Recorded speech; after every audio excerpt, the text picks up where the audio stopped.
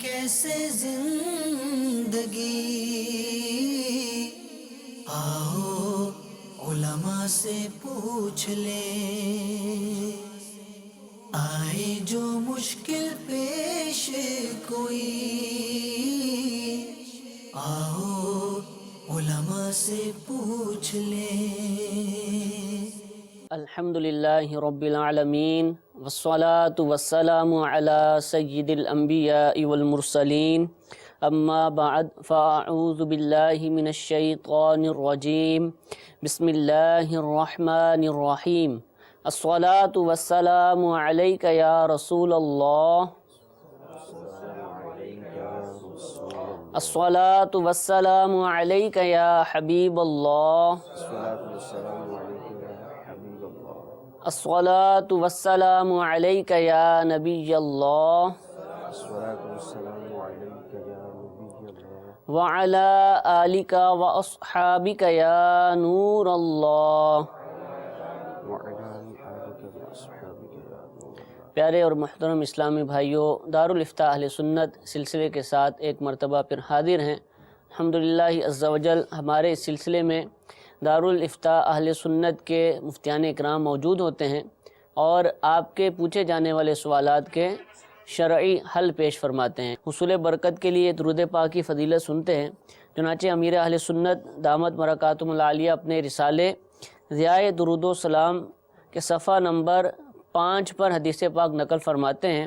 حدیث پاک نمبر 15، حضرت سیدنا ابی بن کعب رضی اللہ تعالی عنہ نے عرض کی کہ میں سارے ورد وظیفے چھوڑ دوں گا اور اپنا سارا وقت درود خوانی میں صرف کروں گا، تو سرکار مدینہ صلی اللہ تعالی علیہ وآلہ وسلم نے فرمایا، یہ تمہاری فکریں دور کرنے کے لیے کافی ہوگا اور تمہارے گناہ معاف کر دیے جائیں گے۔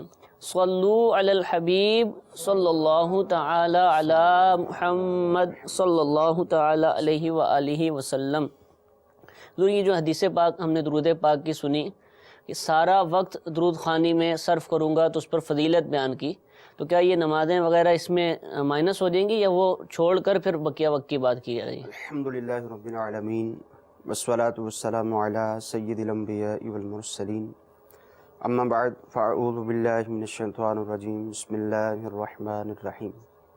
دیکھیں، حدیث مبارکہ سے مراد وہی ہے کہ جب انسان اپنے فرائض کی ادائیگی کرتا ہے، واجبات کی ادائیگی کرتا ہے، جو چیزیں اس پہ اللہ تعالیٰ نے فرض کی ہیں، واجب کی ہیں، ان کی ادائیگی کرتا ہے۔ ان کی ادائیگی کے بعد بعض لوگوں کو آپ نے دیکھا ہوگا کہ وہ مختلف طرح کے اوراد و وظائف پڑھتے ہیں۔ صحیح۔ کوئی رزق کے حوالے سے اوراد و وظائف پڑھتا ہے، کوئی یوں اوراد و وظائف پڑھتا ہے کہ اس کے گھر سے آفتیں مصیبتیں دور ہو جائیں، تو طرح طرح کے وظائف لوگ پڑھتے ہیں۔ تو یہ ابی بن کعب رضی اللہ تعالیٰ عنہ نے جو حضور کی بارگاہ میں عرض کیا، یہ وہی ہے کہ فرائض کی ادائیگی، واجبات کی ادائیگی کے بعد جو دیگر مراد حاصل کرنے کے لیے جو ہم اوراد و وظائف پڑھتے ہیں، تو اب میں کوئی بھی ورد وظیفہ نہیں کروں گا سوائے اس بات کے کہ میں آپ صلی اللہ تعالیٰ علیہ وآلہ وسلم کی بارگاہ میں اپنا مکمل وقت جو ہے وہ درود خوانی میں ہی صرف کر دوں گا۔ اور اس کی بھی عرض کرنے کی ایک وجہ تھی، حدیث مبارکہ کے جو پہلے الفاظ ہیں، یہاں مختصر حدیث مبارکہ بیان کی گئی ہے، خلاصہ ذکر کیا گیا ہے کہ انہوں نے حضور صلی اللہ تعالیٰ علیہ وسلم کی بارگاہ میں عرض کیا تھا کہ میں ایک حصہ درود خوانی کروں، درود پاک پڑھوں، بقیہ اپنے اوراد و وظائف پڑھوں۔ تو حضور علیہ الصلوۃ والتسلیم نے ارشاد فرمایا کہ اچھا ہے، جیسا تم کرنا چاہو، مگر بڑھا دو تو زیادہ ہے۔ تو یہ بڑھاتے رہے یہاں تک کہ انہوں نے عرض کی کہ کوئی بھی ورد وظیفہ اس کے علاوہ نہیں کروں گا کہ فقط درود پاک ہی پڑھوں گا۔ تو پھر حضور علیہ الصلوۃ والسلام نے ارشاد فرمایا، کیونکہ دیگر جو وظائف پڑھے جاتے ہیں اس کا مقصد ہی یہی ہوتا ہے کہ کوئی رزق کے لیے پڑھتا ہے، کوئی حصول مراد کے لیے پڑھتا ہے، کوئی کس کام کے لیے پڑھتا ہے۔ تو حضور علیہ الصلوۃ والسلام نے ارشاد فرمایا کہ جب سب وظیفے چھوڑ دو گے، فقط درود پاک پڑھو گے، تو تمہاری جتنی بھی پریشانیاں ہیں ان پریشانیوں کا حل بھی ہو جائے گا، اور اس کے ساتھ ساتھ تمہارے گناہوں کا کفارہ بھی ہوگا۔ اچھا، یہ درود پاک کے لیے زیادہ سے زیادہ وقت کو مقرر کرتا ہے، لیکن رزق حلال کے لیے تگودو بھی کرتا ہے، تو وہ بھی ٹھیک ہی ہے نا، اس میں تو ظاہر ہے وہ بھی واجبات میں سے ہے۔ رزق حلال کے لیے جو کوشش ہے ظاہر ہے وہ بھی واجبات میں سے ہے، ایسا تو کوئی شخص نہیں کر سکتا کہ اس پر اپنی فیملی کے جن جن افراد کا جو ہے وہ نفقہ واجب ہے، اب ایسا نہیں کر سکتا کہ وہ درود پاک پڑھنے کے لیے بیٹھ جائے اور ان کا جو نفقہ ہے اس کے لیے کوشش نہ کرے. وہ کوشش بھی کرے گا، نمازیں بھی پڑھے گا، فرائض و واجبات کی ادائیگی کرے گا. یہ چیزیں علم دین سیکھنے وغیرہ میں بھی آئیں گی. جی، الگ چیزیں جو پھر بقیہ اس کے پاس جو وقت بچے گا اس میں یہ درود پاک پڑھے گا. جزاک اللہ. کچھ کالز ہمارے پاس موجود ہیں، ان کو اپنے سلسلے میں شامل کرتے ہیں. جی کال سنائیے. احمد حیات اتاری گزارے سرگودا سے عرض کر رہا ہوں. عرف عام میں مشہور ہے کہ راج مستری یعنی میسن کو نبی کریم یا کسی اور نبی کی بد دعا ہے کہ ان کی روزی میں برکت نہ ہوگی. کیا یہ درست ہے؟ رہنمائی فرما دیں. جزاک اللہ خیرہ. راج مستری جو تعمیرات وغیرہ کرتے ہیں، مکان بناتے ہیں، تو کہتے ہیں کہ سنا ہے کہ ان کو بد دعا ہے، نبی کریم علیہ السلام کی یا کسی اور نبی کی؟ وضاحت انہوں نے بھی نہیں فرمائی. دیکھیے، اولاً جو سب سے پہلی بات ہے، ہمارے ہاں اس طرح کی یہ ظاہر غلط بات ہے. ٹھیک ہے. احادیث طیبہ میں اس کی کوئی سند نہیں ملتی ہے. صحیح. ہمارے ہاں یہ عمومی طور پر دیکھا جاتا ہے کہ اس طرح کی بات بہت زیادہ مشہور ہو جاتی ہے. صحیح. اور جب آپ کے پاس کوئی بات پہنچی ہے تو آپ اس کو اپنے پاس ہی روک لیں. ٹھیک ہے. پہلے علماء سے معلوم کر لیں. ماشاءاللہ انہوں نے کوشش کی ہے، پوچھ لیا ہے. علماء سے معلوم کریں، پھر اس کو آگے بڑھائیں. ٹھیک ہے. اب یہ جو بات ہے یہ معروف ہے لوگوں میں اور چلتی رہتی ہے. صحیح.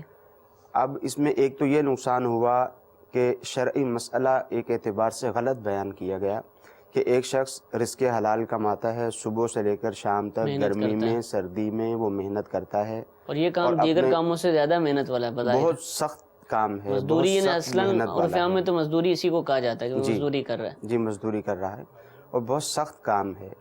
اب ان کے بارے میں جب اس طرح کی گفتگو ہوگی تو ایک تو بیچارہ پہلے ہی اتنا سخت کام کر رہا ہے. صحیح. اور دوسرا اب اس کے ساتھ یہ ہوگا کہ جب اس کے سامنے یہ بات کی جائے گی کہ انبیاء کرام علیہ السلام کی معاذ اللہ بد دعا ہے تو اس کا دل بھی ٹوٹے گا، اس کی دل آزاری بھی اس میں ہوگی. صحیح. حالانکہ کوئی ایسی بات نہیں ہے. جو شخص محنت کرتا ہے، جو شخص مزدوری کرتا ہے، اپنے بال بچوں کے لیے کماتا ہے، تو رزق حلال جو ہے وہ بھی ایک عبادت ہی ہے. ٹھیک ہے. تو گویا کہ یہ ایک اعتبار سے عبادت کر رہا ہے. سبحان اللہ. سبحان. اب اس کا جو عبادت والا کام ہے، اس عبادت والے کام کے متعلق کہنا کہ انبیاء نے بد دعا دی ہے، بہت ہی شنیع، بہت ہی سخت بات ہے. استغفر اللہ. تو احتیاط کرنی چاہیے. کوئی بھی اس طرح کا مسئلہ ہو، کوئی بھی اس طرح کی بات ہو، اولاً علماء سے معلوم کر لیں. ٹھیک ہے.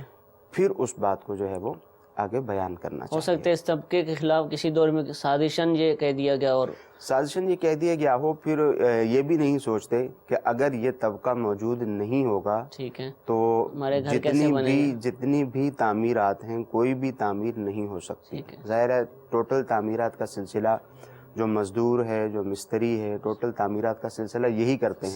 صحیح. چاہے وہ ترقی پذیر ممالک ہوں، چاہے ترقی یافتہ ممالک ہوں. ٹھیک ہے. ہر جگہ پر یہی طریقہ کار رائج ہے کہ جو یہی لوگ جو ہے وہ کام کرنے والے. مساجد بھی یہ بناتے ہیں، مدارس بناتے ہیں، مزار بناتے ہیں. تو یہ ساری چیزیں تو یہ بہت زیادہ احتیاط کی ضرورت ہے. اور سب سے بڑی جو بات ہے غلط مسئلہ بیان کرنا، اس سے رجوع کرنا ہے جس نے بیان کیا. اور دوسری بات یہ ہے کہ ان کے لیے دل آزاری والی بات بھی ہے، یہ نہیں ہونا چاہیے، اس سے بچنا چاہیے.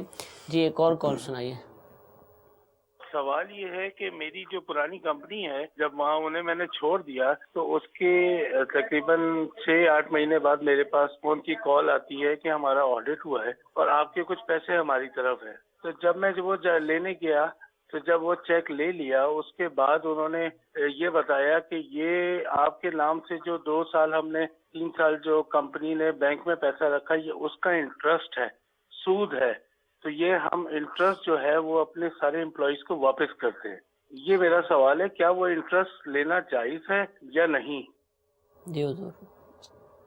یہ جو ہے وہ ہماری عمومی طور پر جو کمپنیز ہیں وہ بہت بڑی، اس کو ایک بیماری کہا جا سکتا ہے. بات یہ ہے کہ ایک شخص آپ کا امپلائی ہے، اس کی رقم آپ کے پاس موجود ہے. ایک تو یہ انہوں نے سوال کیا، اور اس سے پہلا سٹیپ ایک یہ ہوتا ہے کہ جن اداروں میں بھی سیلریز وغیرہ بینکس میں آتی ہے، بینکوں میں سیلری آتی ہے، ادارے والوں کی طرف سے لازم ہوتا ہے کہ آپ سیونگ اکاؤنٹ کھلوائیں.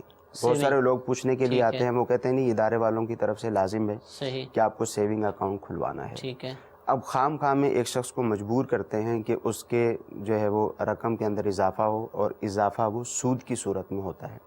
بعض اوقات ایسا ہوتا ہے کہ انسان کہتا ہے چلو ٹھیک ہے پیسے آ جائیں گے تو کوئی مسئلہ نہیں ہے، میں کسی شریف فقیر کو دے دوں گا، یعنی جو نفع ملے گا، جو نفع ملے گا۔ ایک بات تو یہ ہے کہ جب پیسہ آ جائے گا تو اس وقت یہ شریف فقیر کو دے گا یا نہیں دے گا، دل تبدیل ہوگا، وہ ایک علیحدہ مسئلہ ہے۔ بات کا معاملہ اولاً یہ ہے کہ اس طرح بینک اکاؤنٹ کھولنا اس کی شرعی طور پر اجازت نہیں ہے۔ تو ہماری جو کمپنی ہیں، جو سیونگ اکاؤنٹ وغیرہ ہے، جو ہماری جو کمپنیز ہیں جو بینکوں میں سیلریز وغیرہ دیتی ہیں، ان کو چاہیے کہ وہ کرنٹ اکاؤنٹ ہی کھلوائیں۔ پھر جیسے انہوں نے سوال کیا کہ کمپنی سے کام چھوڑ دیا، کام چھوڑنے کے بعد 6-8 مہینے کے بعد کمپنی کی کال آئی کہ آپ کے کچھ واجبات ہمارے پاس موجود ہیں، آپ لے لیجیے۔ اب یہ واجبات وہ لے کر آ گئے، اب دوبارہ ان کو پتہ چلا کہ اصل میں یہ جو واجبات تھے یہ وہ تھے کہ جتنا عرصہ یہ وہاں پر رہے ہیں وہ بینک وغیرہ میں ان کی رقم رکھواتے رہے، اور جو سود لگا تھا وہ والی رقم یہ ہے۔ اب ان کو مل چکی ہے، ان پہ لازم ہے کہ بغیر ثواب کی نیت کے شرعی فقیر کو دے دیں، یعنی جو شخص زکوٰۃ کا مستحق ہے یہ رقم اپنے پاس رکھ نہیں سکتے۔ ٹھیک ہے، کمپنی والے بھی نہیں رکھ رہے کہ ان کا ایک طریقہ کار ہے کہ وہ دے دیتے ہیں، ان کا ایک طریقہ کار ہے، وہ آڈٹ کا ان کا مسئلہ ہوتا ہے، وہ تو دے ہی دیتے ہیں۔ اب ان کے پاس آ گئی ہے رقم تو ان پہ لازم ہے کہ ایک تو وہ رقم شریف فقیر کو دے دیں، اور اگر ان کا اکاؤنٹ موجود ہے، ٹھیک ہے، سیونگ اکاؤنٹ موجود ہے، جیسے میں نے پہلے عرض کیا کہ لوگ بعض اوقات سیونگ اکاؤنٹ کھلوا لیتے ہیں، ارادہ یہ ہوتا ہے کہ جو پیسے آئیں گے وہ میں شریف فقیروں کو دے دیا کروں گا، میں خود استعمال نہیں کروں گا۔ حالانکہ یہ غلط طریقہ کار ہے۔ جب آپ معاہدہ کرتے ہیں سامنے والے کے ساتھ، بینک سے معاہدہ کرتے ہیں، آپ کا معاہدہ یہی ہوتا ہے کہ ٹھیک ہے میں پیسے رکھوں گا، مجھے اس کے اوپر پیسے ملیں گے، وہ معاہدہ کرنا بھی ناجائز و گناہ ہے، اور اس نیت سے پیسے لینا جائز بھی نہیں ہو جائے گا۔ اب کوئی شخص ایسا تو نہیں کر سکتا کہ ٹھیک ہے میں چوری کرتا رہوں، ڈاکہ ڈالتا رہوں اور غریب لوگوں کی مدد کرتا رہوں، ایسا نہیں ہو سکتا۔ یوں ہی یہ اکاؤنٹ بھی نہیں کھلوا سکتے، اس کو بھی بند کروانا ہوگا۔ ٹھیک ہے، جزاک اللہ۔ کچھ میسیجز ہمارے پاس موجود ہیں۔ قرآن شریف اور درود پاک پڑھنے پر جو ثواب ملتا ہے کیا وہ یقینی مقبول ہے؟ یعنی وہ کیا اس پر، یعنی جو پڑھ لیا قرآن پاک یا درود پاک پڑھ لیا تو کیا ثواب ملے گا ہی ملے گا؟ غالباً یہ ان کی مراد ہے۔ دیکھیں ظاہر ہے کوئی بھی عمل ہو، وہ کسی بھی طرح کا کوئی بھی عمل ہے، اس میں جب بھی وہ عمل کیا جائے گا اس میں اخلاص ہونا شرط ہے۔ ٹھیک ہے، اب اخلاص کے کچھ مراتب ہیں، صحیح، اور اس کے مقابلے میں اسی طرح ریاکاری کے بھی کچھ مراتب ہیں۔ تو ہوتا یہ ہے کہ ایک شخص کوئی عمل کر رہا ہوتا ہے اور اللہ تعالیٰ کی رضا سرے سے مقصود ہی نہیں ہوتی، رضا ہی کسی دوسرے شخص کی مقصود ہوتی ہے، اس کو دکھانے کے لیے ہی عمل کرتا ہے، وہ نہ دیکھ رہا ہوتا، اس کو بتانا مقصود نہ ہوتا تو یہ کرتا ہی نہیں۔ تو ایسی صورت میں تو اس کو کچھ بھی ثواب نہیں ملے گا۔ ہاں بعض اوقات یہ ہوتا ہے کہ انسان کچھ پڑھ رہا ہوتا ہے، تلاوت قرآن پاک کر رہا ہے، دیگر کوئی کام کر رہا ہے، اب کسی شخص نے دیکھا، اس نے اس کو اچھا کر کے کرنا شروع کر دیا، تو اب اس کو اس کا ثواب تو ملے گا، مگر یہ ہے کہ ثواب میں کمی واقع ہو جائے گی۔ تو جتنے بھی اعمال صالحہ ہیں ان میں انتہائی ضروری جو بات ہے وہ یہ ہے کہ اخلاص ہونا چاہیے، ورنہ جتنے بھی نیک اعمال ہیں بعض اوقات وہ کیا تو نیک عمل ہے مگر وہ گناہ میں تبدیل ہو جاتا ہے اخلاص نہ ہونے کی وجہ سے۔ نماز پڑھی ہے، نماز میں ریاکاری کو جب لے کر آئے گا تو وہ گناہ میں تبدیل ہو جائے گا، کل بروزہ قیامت اللہ تعالیٰ کی بارگاہ میں جواب دینا ہوگا۔ یہ کوشش کرتا رہے، اعمال کی طرف رغبت رکھیں کہ انشاءاللہ اخلاص بھی اللہ تعالیٰ عطا فرما دے گا۔ اگر غسل فرض ہو اس حالت میں قرآن پاک کسی کپڑے سے پکڑ سکتے ہیں؟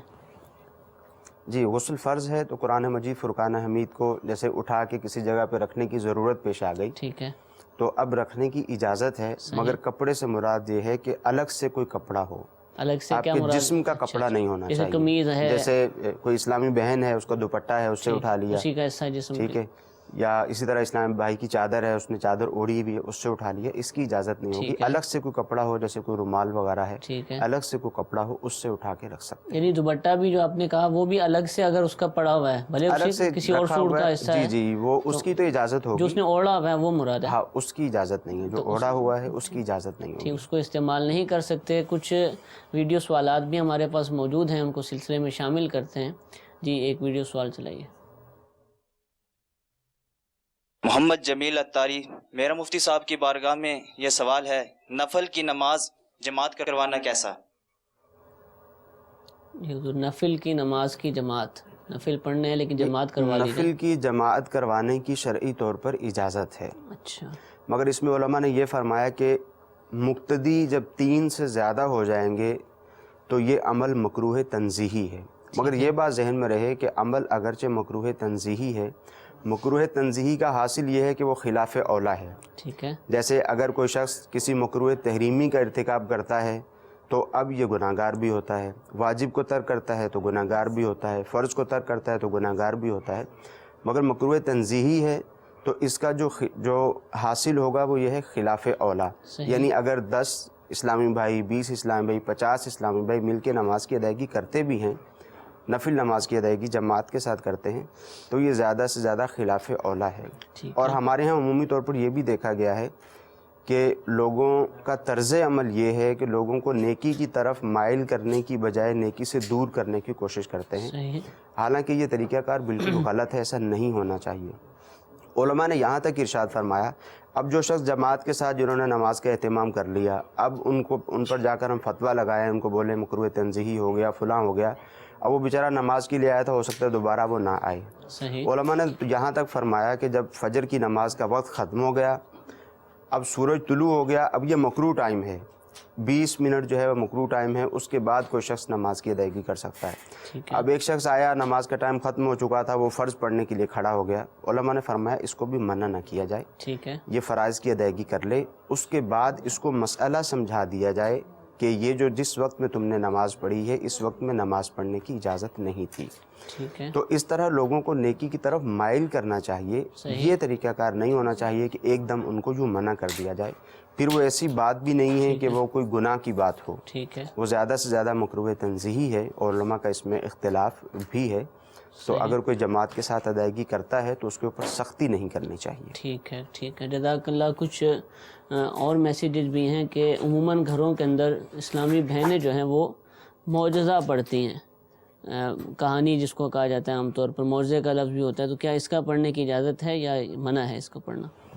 ہاں, عمومی طور پر یہ 10 بیویوں کی کہانی بعض جگہوں پہ رائج ہے, ٹھیک ہے, بعض جگہوں پہ اس کے علاوہ حضرت فاطمہ تو زہرا رضی اللہ تعالی عنہا کے متعلق کچھ قصے جو کہ صحیح نہیں ہوتے, ٹھیک ہے, وہ رائج ہیں. ٹھیک ہے, تو اس کی شرعی طور پر قطعاً اجازت نہیں ہے. ٹھیک ہے, اس کی جگہ پر قرآن خوانی کر لینی چاہیے, صحیح, قرآن مجید فرقان حمید پڑھ لیا جائے, یا دیگر اوراد و وظائف پڑھ لیے جائیں. یہ کام ہرگز نہ کیے جائیں. ٹھیک ہے. عمومی طور پر اس میں غلط باتیں ہوتی ہیں, غلط کہاوتیں ہوتی ہیں, غلط قصے ہوتے ہیں, تو ان کو پڑھنے کی شرعی طور پر اجازت نہیں ہے. اگر قصے پڑھنے بھی ہیں تو اچھے یعنی صحیح سچے واقعات سنا لیجیے, جو درست ہیں, جو سچے واقعات ہیں, ان کو بیان کر دیا جائے.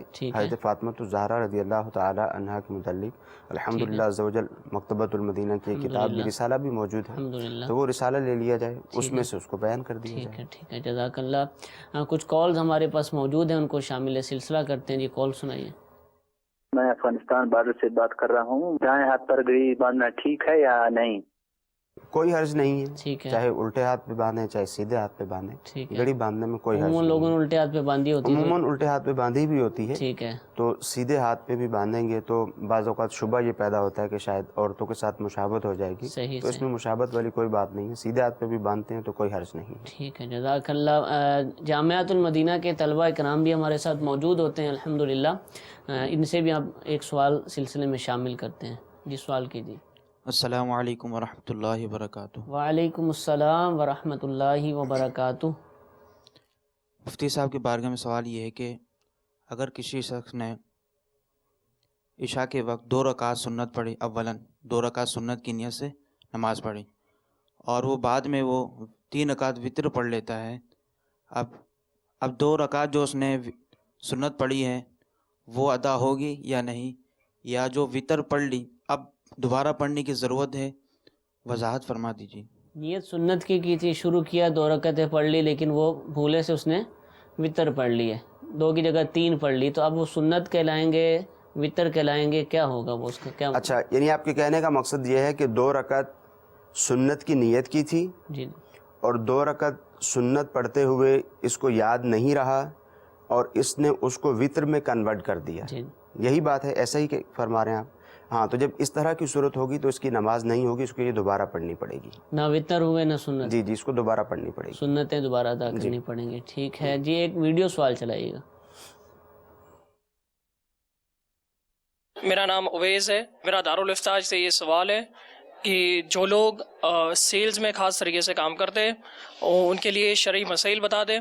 خاص طور پہ جو ہے وہ یہ ہوتا ہے کہ جھوٹ وغیرہ کا جو اس میں کافی موقع آتا ہے، تو ہمیں یہ بتا دیں کہ کیسے جھوٹ سے خاص طور پر پرہیز کیا جائے اور شرعی مسائل اس میں بتا دیں۔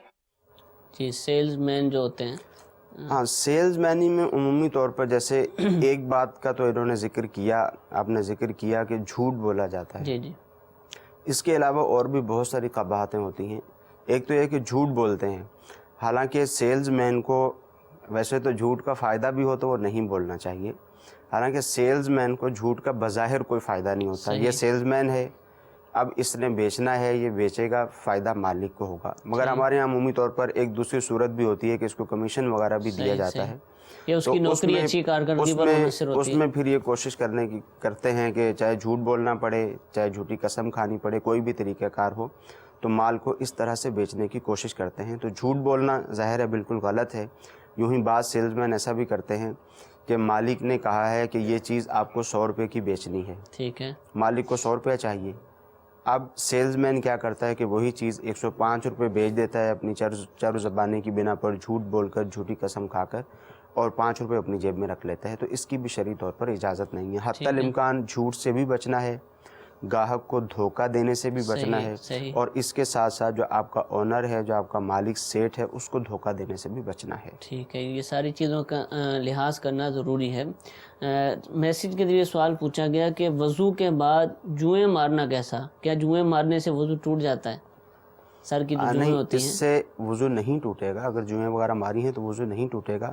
ہاں یہ ہے کہ اگر ہاتھوں پہ گندگی وغیرہ لگ گئی ہے تو اس کو دھو لیا جائے۔ ٹھیک ہے۔ ایک اور میسیج کے لیے سوال پوچھا گیا کہ اگر کسی شخص کو کوئی 10-15 افراد قرض دیں تو کسی ایک کا قرض بھول جائے تو کیا کرنا ہوگا؟ ایسی صورت میں کیا کیا جائے؟ اب دیکھیں، واضح نہیں ہے ان کا سوال۔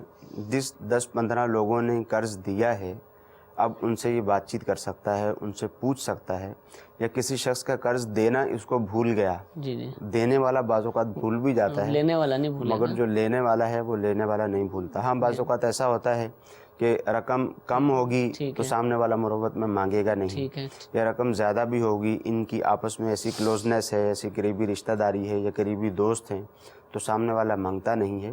تو ان کو یہ چاہیے کہ جس کے متعلق ان کو شبہ ہے کہ شاید میں نے اس شخص سے بھی پیسے لیے ہیں، فلاں دوست سے بھی پیسے لیے ہیں، اس سے ایک دفعہ اچھے طریقے سے پوچھ لے، یا 2-4 افراد ہیں جن کے متعلق اس کے ذہن میں شبہ آ رہا ہے تو ان سے پوچھ لے اچھی طرح سے کہ کیا میں نے آپ سے کوئی رقم لی تھی، اگر لی تھی تو میں واپس کر دیتا ہوں۔ اگر نہیں پتہ چلتا تو پھر اپنے ذہن میں یہ بات رکھے کہ مجھے قرض کی ادائیگی کرنی ہے، جب بھی وہ شخص میرے پاس لینے کے لیے آئے گا میں اس کو قرض ادا کروں گا، یہ بات اپنے ذہن میں لازمی طور پر رکھیں۔ ٹھیک۔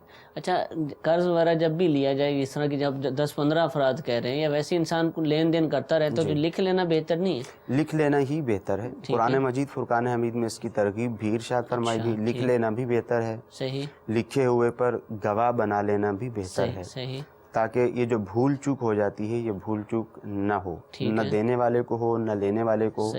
ایک تو یہ والی بھول چوک ہوئی کہ ان کو یاد نہیں رہا۔ بعض اوقات ایسا بھی ہوتا ہے کہ دونوں کے اندر اختلاف ہو جاتا ہے، وہ کہتا ہے کہ میں نے زیادہ دیے تھے، وہ کہتا ہے نہیں تم نے کم دیے تھے، تو اس طرح کی صورت ہو جاتی ہے تو لکھ لینا چاہیے، لکھ لینا چاہیے، اور انتقال ہو جائے خدا نخواستہ تو ورثاء کو بھی معلوم ورثاء کو بھی معلوم ہوگا، جب ڈاکومنٹس وغیرہ ہوں گے تو ورثاء کو بھی معلوم ہوگا کس کو کتنا دینا ہے، کس سے کتنا لینا ہے۔ اور یہ مسئلہ تو بہت ہی زیادہ ہوتا ہے کہ جب انتقال ہو جاتا ہے تو بہت سارے لوگ ایسے بھی ہوتے ہیں جو لینے والے ہوتے ہیں، دعوے دار بن جاتے ہیں، لینے والے ہوتے ہیں، تو اب وہ پریشانی میں آ جاتے ہیں۔ اب ظاہر ہے یہ سامنے والے سے دلیل طلب کرتے ہیں کہ تمہارے پاس کیا دلیل ہے، کیا ثبوت ہے۔ اب ان کو یہ پریشانی ہوتی ہے کہ والد صاحب کو قبر میں تکلیف ہوگی، اب نہ یہ دینے کے موڈ میں آ رہے ہوتے ہیں اور نہ دینے کے موڈ میں بھی نہیں آ رہے ہوتے، اس وجہ سے پریشانی میں آ جاتے ہیں۔ تو اگر تحریر ہوگی، لکھا ہوا ہوگا تو اس میں آسانی رہے گی اور اس طرح کے معاملات نہیں ہوں گے۔ جی، ایک کال مزید سلسلے میں شامل کرتے ہیں۔ جی، کال سنائیے۔ میرا سوال یہ ہے کہ آدمی وضو کر کے آئے کیا نسوار وغیرہ ڈال سکتا ہے یا نہیں؟ وضو کے بعد نسوار کھانا یا کوئی اور اس طرح کا نشہ یا کوئی بھی چیز کھانا اس کی اجازت ہے؟ دیکھیں، نسوار شرعی طور پر اگر کوئی شخص نسوار کھاتا ہے تو اس کو یہ تو نہیں کہا جا سکتا کہ یہ کوئی ناجائز کام کر رہا ہے۔ ٹھیک ہے، باقی یہ کہ وضو کی ہے، وضو کے بعد نسوار رکھ لی، اب اس کو کوئی ذکر و اذکار کرنا ہے، نماز کے لیے جانا ہے، قرآن مجید فرقان حمید کی تلاوت کرنی ہے، تو اب ظاہر ہے اس کو نصوار نکال کر اچھی طرح سے اپنے منہ کی بدبو جو پیدا ہو جاتی ہے اس کو زائل کرنا ہوگا، اس کو ختم کرنا ہوگا، پھر یہ کام کر سکے گا۔ ٹھیک، اور مسجد میں بغیر اس کے زائل کیے جا بھی نہیں سکے اب گا؟ مسجد میں اس طرح جا بھی نہیں سکتا۔ ٹھیک ہے، ٹھیک۔ اچھا، یہ جو بدبو والا معاملہ نماز کے اندر بھی ہوگا؟ جیسے گھر میں ہی نماز پڑھ رہا ہے یا قرآن پاک پڑھ لے تب بھی اس کا لحاظ کرنا ہوگا؟ میں نے کہا نا، جیسے اس کو ذکر کرنا ہے، تلاوت کرنی ہے، ذکر کرنا ہے، تو ظاہر ہے جب نماز کے لیے کھڑا ہوگا تو حدیث طیبہ میں یہاں تک آیا کہ فرشتے اس کے منہ پہ منہ رکھ دیتے ہیں۔ اچھا، تو جس چیز سے انسان کو تکلیف ہوتی ہے اس چیز سے فرشتوں کو بھی تکلیف ہوتی ہے۔ تو نماز تو ٹوٹل ہی ذکر و اذکار پر مبنی ہے، تو جب نماز کے لیے کھڑا ہوگا، اللہ تعالیٰ کی بارگاہ میں کھڑا ہوگا، تو پھر بھی یہ لازم ہوگا اس پر کہ اپنے منہ کی جو بدبو ہے اس کو زائل کرے۔ اس کو زائل کرے، اور اس کو زائل کرنے کا بہترین طریقہ، چاہے یہ چیزیں استعمال کی ہوں یا نہ کی ہوں، ایک انسان ہے کھاتا پیتا ہے، منہ میں بو آ ہی جاتی ہے، تو مسواک شریف کی سنت پر عمل کریں گے تو انشاءاللہ عز و جل منہ بھی صاف ستھرا ہو جائے گا اور بدبو بھی دور ہو جائے گی، اور بھی بہت سارے انشاءاللہ فوائد اور ثواب کا بھی خزانہ انشاءاللہ ہاتھ آئے گا۔ تو مسواک شریف کی عادت بنانی چاہیے۔ الحمدللہ امیر اہل سنت اس کی بھرپور ترغیب دلاتے ہیں، اور مسواک شریف کے فضائل نامی رسالہ بھی الحمدللہ امیر اہل سنت نے تحریر فرمایا ہے، اور ماہ مسواک بھی منایا گیا۔ بہت سارے مسلمانوں نے اس سنت کو اپنایا، جو چھوڑ چکے تھے دوبارہ انہوں نے الحمدللہ اس کو اپنایا، اور اس کی دھوم دھام ہے الحمدللہ مدنی ماحول کے اندر۔ تو آپ بھی مسواک شریف کی عادت بنائیے، خود بھی کیجئے، اپنے گھر والوں کو بھی ترغیب دلائیے، اپنے دوستوں کو بھی اس کی ترغیب دلائیے، انشاءاللہ دنیا اور آخرت کے بے شمار فوائد اور فضائل ہمیں حاصل ہوں گے۔ ایک اور کال اپنے سلسلے میں شامل کرتے ہیں، جی کال سنائیے۔ لڑکی نے جو اس کا نکاح ہے اس نے اپنے حق مہر میں اپنے شوہر سے فجر کی نماز مانگی ہے، یہ پوچھنا تھا مولانا صاحب سے کہ کیا یہ جائز ہے یا ناجائز ہے؟ جی حضور، حق مہر میں فجر کی نماز، یہ ایک دفعہ میسج بھی آ چکا ہے شاید ہمارے پاس۔ صرف فجر کی نماز ہی نہیں مانگنی چاہیے تھی، ساری نمازیں مانگنی چاہیے تھی۔ جی، ہو سکتا ہے وہ بقیہ پڑھتے ہوں۔ جی جی، باقی یہ ہے کہ حق مہر یوں نماز کو حق مہر کے طور پہ نہیں رکھا جا سکتا۔ ٹھیک ہے، اگر کسی نے ایسا کر لیا ہے کہ حق مہر کے طور پہ انہوں نے نماز ہی لکھوا دی کہ فجر کی نماز پڑھنی ہے، تو وہ فجر کی نماز تو ویسے ہی پڑھنی ہے، ٹھیک ہے، وہ حق مہر میں رکھی جائے یا نہ رکھی جائے، تمام کی تمام نمازیں جو ہے وہ تو ویسے ہی ادا کرنی ہیں۔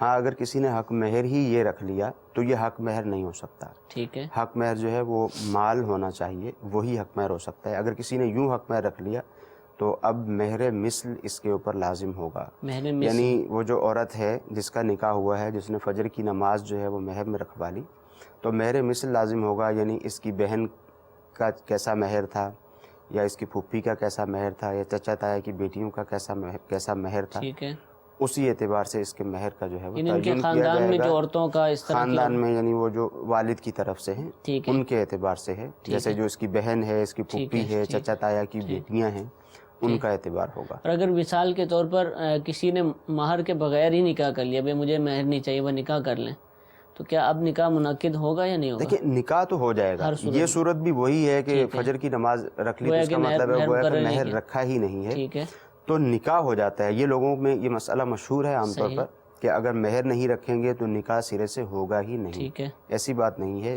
مہر نہیں رکھا تو نکاح اس صورت میں ہو جائے گا، لیکن وہ دینا ضرور پڑے گا، مہر مثل دینا ضرور پڑے گا، وہ مہر مثل کی صورت ہوگی۔ ٹھیک ہے، اس کی ادائیگی لازم ہوگی۔ جی ایک اور کال سنائیے۔ جو اذان کے جو الفاظ ہیں تو یہ کہ اللہ تبارک و تعالیٰ کی طرف سے سرکار صلی اللہ علیہ وسلم کو وحی کے ذریعے آئے تھے، یا حدیث قدسی ہے، یا جبرائیل علیہ السلام نے آپ کو پڑھ کر سنائے؟ جی حضور، کیسے یہ الفاظ آئے تھے؟ حضرت سیدنا عبداللہ ابن عمر رضی اللہ تعالیٰ عنہ سے روایت ہے، وہ فرماتے ہیں کہ جب ہجرت کر کے مدینہ طیبہ کی طرف آئے تو نماز پڑھنے کا یہ طریقہ کار ہوتا تھا کہ لوگ جمع ہوتے تھے، نماز کے وقت کا اندازہ کیا جاتا تھا اور نماز پڑھ لی جاتی تھی، کوئی اذان وغیرہ کا یا اس طرح کا کوئی سلسلہ نہیں تھا۔ پھر آپ فرماتے ہیں کہ لوگوں نے اس میں مشاورت کی، مشورہ کیا کہ کوئی ایسا طریقہ کار ہونا چاہیے کہ لوگوں کو نماز کا پتہ چل جائے۔ صحیح۔ تو بعضوں نے کہا کہ جس طرح عیسائی ناقوس بجاتے ہیں وہ طریقہ اختیار کر لیا جائے، بعضوں نے کہا جس طرح مجوسی آگ جلا کر جمع ہوتے ہیں عبادت کے لیے وہ طریقہ اختیار کر لیا جائے، بعضوں نے کہا جس طرح یہودی بغل وغیرہ بجا کر اپنی عبادت کے لیے لوگوں کو جمع کرتے ہیں یہ طریقہ اختیار کر لیا جائے۔ تو حضرت سیدنا عمر فاروق رضی اللہ تعالیٰ عنہ نے یہ مشورہ دیا کہ تم ایسا کیوں نہیں کرتے کہ جب نماز کا وقت ہو تو کسی شخص کو مقرر کرو وہ آس پاس جا کر محلوں میں جا کر نماز کا اعلان کر کے واپس آ جائے۔ اب حضرت سیدنا عمر فاروق رضی اللہ تعالی عنہ کا یہ طرز عمل رہا ہے، اور عمومی طور پر بہت ساری باتیں ایسی ہیں کہ انہوں نے مشورہ دیا اور حضور نبی کریم صلی اللہ تعالیٰ علیہ وآلہ وسلم نے اس کو قبول فرمایا، اور بہت سارے مقامات ایسے بھی ہیں کہ آیات کریمہ بھی نازل ہوئی آپ کے مشورے پر، ان کی موافقت میں۔ تو آقا دو جہاں صلی اللہ تعالیٰ علیہ وسلم نے حضرت بلال رضی اللہ تعالیٰ عنہ کو یہی حکم ارشاد فرما دیا کہ تم جاؤ اور جا کر نماز کے متعلق جو ہے وہ لوگوں کو بتاؤ۔ تو نماز یہی طریقہ کار رائج تھا اولاً۔ پھر حضرت سیدنا عبداللہ بن زید رضی اللہ تعالیٰ عنہ، کیونکہ پہلے یہ مشاورت ہو چکی تھی کہ ناقوس بجایا جائے یا بغل بجایا جائے یا آگ وغیرہ کا سلسلہ کیا جائے، یہ فرماتے ہیں کہ میں ایک دن سویا، جب میں سویا تو رات میں نے خواب دیکھا، خواب میں نے ایک شخص کو دیکھا، اس کے پاس ناقوس تھا، ناقوس تھا، یعنی ایک آلہ ہے جس سے جو ہے وہ آواز پیدا کی جاتی ہے۔ تو فرماتے میں نے اس سے کہا کہ کیا تم بیچتے ہو؟ تو اس نے کہا کہ تم کیا کرو گے اس کا؟ تو یہ فرماتا ہے کہ میں نے اس سے کہا کہ میں لوگوں کو نماز کے لیے جمع کرنے کے لیے اس کو استعمال کروں گا۔ تو اس شخص نے کہا کہ کیا میں تمہیں اس سے اچھی بات نہ بتا دوں، اچھے کلمات نہ بتا دوں؟ تو اس شخص نے پھر خواب میں آ کر، ظاہر ہے یہ اللہ تعالیٰ کی طرف سے ہی بیان کیے گئے، یہ القاء ہوا، تو اذان کے کلمات سنائے۔ یہ حضور علیہ الصلوۃ والسلام کی بارگاہ میں حاضر ہوئے، حضور علیہ الصلوۃ والسلام کی بارگاہ میں حاضر ہو کر انہوں نے وہ اذان کے کلمات عرض کی۔ تو آقا دو جہاں صلی اللہ علیہ وسلم نے ان سے فرمایا کہ بلال کو لے جاؤ، بلال کو کلمات تم بتاتے جاؤ، اور بلال رضی اللہ تعالی عنہ جو اذان کے کلمات ہیں وہ کہتے جائیں۔ اذان ہوئی، حضرت عمر فاروق رضی اللہ تعالی عنہ حضور علیہ الصلوۃ والسلام کی بارگاہ میں حاضر ہوئے اور عرض کی کہ حضور میں نے بھی یہی خواب دیکھا ہے اور مجھے بھی خواب میں یہی الفاظ بتائے گئے تھے۔ تو آقا دو جہاں صلی اللہ تعالیٰ علیہ وآلہ وسلم نے اللہ تعالیٰ کی حمد بیان کی، تو اسی وقت سے پھر یہ اذان کا سلسلہ شروع ہوا۔ سب سے پہلے فجر کی اذان میں یہ والے الفاظ استعمال کیے اور اول سے بلال حبشی رضی اللہ تعالیٰ عنہ اذان دیا مؤذن رسول ہیں اور اذان کی سعادت حاصل کرتے رہے۔ کچھ مزید کالز بھی اپنے سلسلے میں شامل کرتے ہیں، جی کال سنائیے۔ محمد عقیل شریف اتاری راول پنڈی سے عرض کر رہا ہوں، دارالفتاح اہل سنت میں مفتی صاحب کی بارگاہ میں عرض ہے، اگر کسی کو موبائل کارڈ یہ ملے روڈ کے اوپر سے، تو اب اس کے بارے میں کیا شرعی حکم ہے کہ اس کا کیا کیا جائے کہ اس کا اگر مالک نہیں ملتا تو نہ کوئی اس کے بارے میں پوچھتا ہے، تو اس کے بارے میں کیا کیا جائے گا؟ اس پر ذرا شرعی رہنمائی فرما دیں۔ جی موبائل کارڈ مل گیا، بیلنس وغیرہ ڈال لیا اس سے، جی یہ نہیں ڈالا کارڈ موجود ہے، یہ لقطے کا مسئلہ ہے جس کو گری پڑی چیز کہا جاتا ہے۔ اب مقام بھی دیکھا جائے گا کہ کس جگہ سے ملا تھا۔ بعض اوقات ایسا ہے کہ محلے کے اندر ہی مل گیا تو آپ تھوڑا انتظار کریں گے، کسی کو کہہ دیں گے کہ کوئی ڈھونڈتا ہوا آئے تو مجھے بتائیے گا تاکہ میں اس کو دے دوں۔ صحیح، وہاں پر تو یہ چیز ممکن ہوتی ہے، اس کی یہ کوشش بھی کرے گا آس پاس کے لوگوں کو بتا بھی دے، ٹھیک ہے، اس کی یہ کوشش بھی کرے تاکہ اس تک پہنچا دے۔ ٹھیک ہے، بعض اوقات ایسا ہوتا ہے کہ جیسے بالکل مین روڈ ہے، وہاں سے ملا جہاں پر جو ہے وہ ہزاروں لوگوں کا گزر ہے، تو اب یہ اس تک پہنچانا اس کے لیے ممکن نہیں رہے گا۔ پہلی صورت میں اولاً کوشش کرے گا، کوشش کرنے کے بعد بھی اگر کوئی شخص لینے کے لیے نہیں آیا تو ایسی صورت میں کسی ایسے شخص کو دے سکتا ہے جو شرعی فقیر ہو، زکوٰۃ کا مستحق ہو۔ خود بھی اگر ایسا تو اپنے پاس خود اگر شرعی فقیر ہے تو خود بھی استعمال کر سکتا ہے، اس کو اس کی اجازت ہے۔ جی ایک اور کال سلسلے میں شامل کرتے ہیں، کال سنائیے۔ ایک سال لیٹ لکھا دی جائے تو اس میں کوئی حرج ہے یا نہیں؟ ہاں، وہ تاریخ پیدائش کے متعلق ہے۔